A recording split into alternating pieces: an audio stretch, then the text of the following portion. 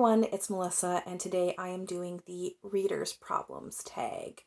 I was tagged by Berna from Berna's Bookish Adventures. I will link her version below. I don't know the original tagger, but if I find the original video, then I will post that below as well. Question 1 is, you have 20,000 books on your TBR. How in the world do you decide what to read next? I think with the TBR that large, I couldn't just think about it and decide. I would need to be systematic about it. So I would either maybe go from what's been on my TBR the longest and work it that way, or I would use a readathon or something as an inspiration or a push towards a certain book. I don't know how else I could manage that many books on a TBR. Question 2, you're halfway through a book and you're just not loving it. Do you quit or are you committed?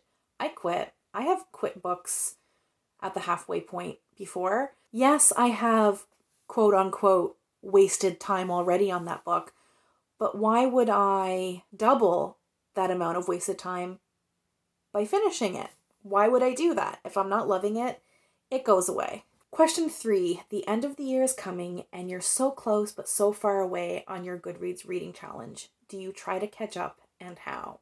I don't set yearly book reading goals in terms of number anymore. I just wasn't bringing me joy, so I don't do it anymore. But for the sake of the question, assuming that I do have a Goodreads reading challenge, do I push to reach it? No, I just don't reach the goal. I am not in the mindset of pushing myself to read. If I fall short of the number I wanted to read, then I don't really care. Question 4, the covers of a series you love do not match. How do you cope? Not well is how I cope. I have an example of this. I will be right back. So I like it when my series covers match. I like the look of it. However, I am also very frugal and I don't like spending money, and it would take a lot for me to rebuy a book that I've already purchased unless I saw it secondhand or something. And that's why I have this series. It is the Dark Tower series. Can you see that there's 3 different types of books in this 7-book set? It drives me bananas. So how do I cope? Here's how I cope. Every time I look at the spot on my shelf where these books sit, I get angry. But I am not going to go out and rebuy 7 new books or replace some of them to match some of the other ones. But what really irks me with this one, let's see if I can get them up here. So obviously they're all different sizes and that irks me, but what really disappoints me is that even if I had the money to just go out and buy 7 in whatever one I wanted, they don't come in the one that I want. The cover that I like the best is the first one I have, the Gunslinger, and they didn't continue with this cover art. This one also has really cool art on the inside, which I really enjoy. But when I bought this, I loved this cover. And when I went to buy the second in the series, I couldn't find it, not only in this size, but with this this cover style. And I'm pretty sure I looked it up and they didn't continue with this art series or this artist. They didn't continue this style of cover. So even if I wanted to, those covers don't exist for any of the other books, so I can't have them. So then I had to get these kind of they're more photographic type covers, which I don't like as much. And then the later ones are even more so. I just think it's boring. I think it's boring, and I like the art of the first one, and I think tonally it works. So how do I cope? By ranting on the internet about how much I hate this. Anyway, I think I've spent enough time on that question. Question 5. Everyone and their mother loves a book you really don't like. Who do you bond with over shared feelings? This has happened, and normally what happens is if I mention that I don't like a book that everyone else likes, like in a wrap-up or in a dedicated video or something, there will at least be someone, even if like the majority of people love a book that I really disliked, there will be someone who will comment saying something along the lines of, yeah, I don't know what's with everybody. I don't get it. Like, this book sucked or whatever.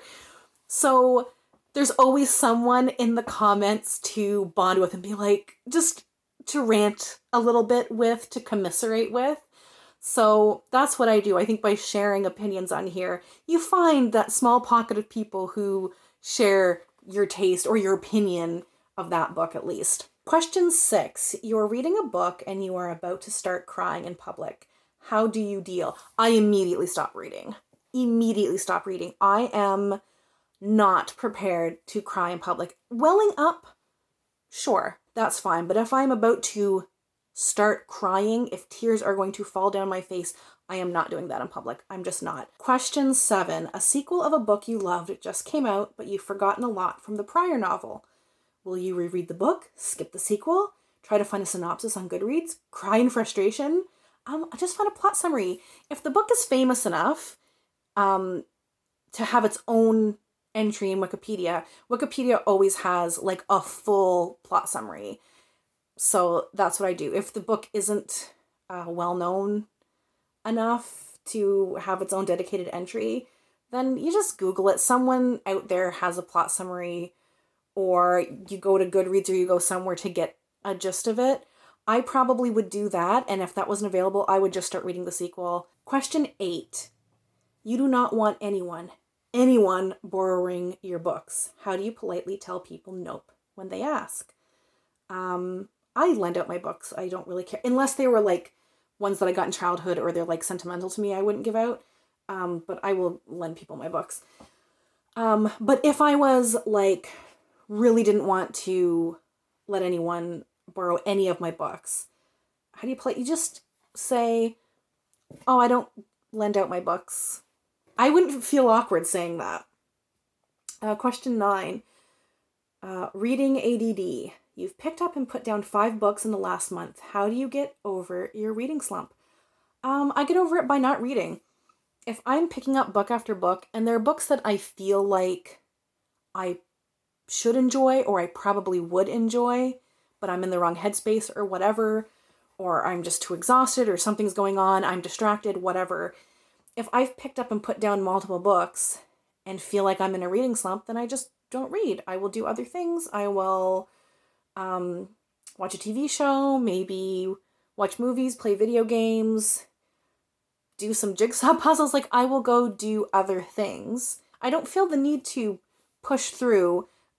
Reading is a hobby for me. It's not a job. Question 10. There are so many new books coming out that you're dying to read. How many do you actually buy? Probably none.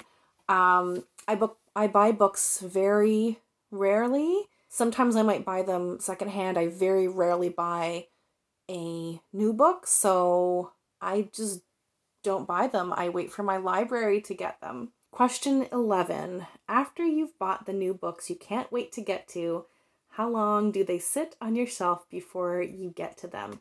Too long. If I were to buy a book, it would probably sit on my shelf for 2 years before I got to it. So that's it. I just have to tag people. I think this tag has been around for a while, so I can't remember who's done it, but I don't think I saw Rosie Cockshut do it, so I will tag Rosie. And I don't think I saw Kevy do it, so I will say Kevy. And if you've missed this tag and you didn't get an opportunity to do it, then I tag you as well.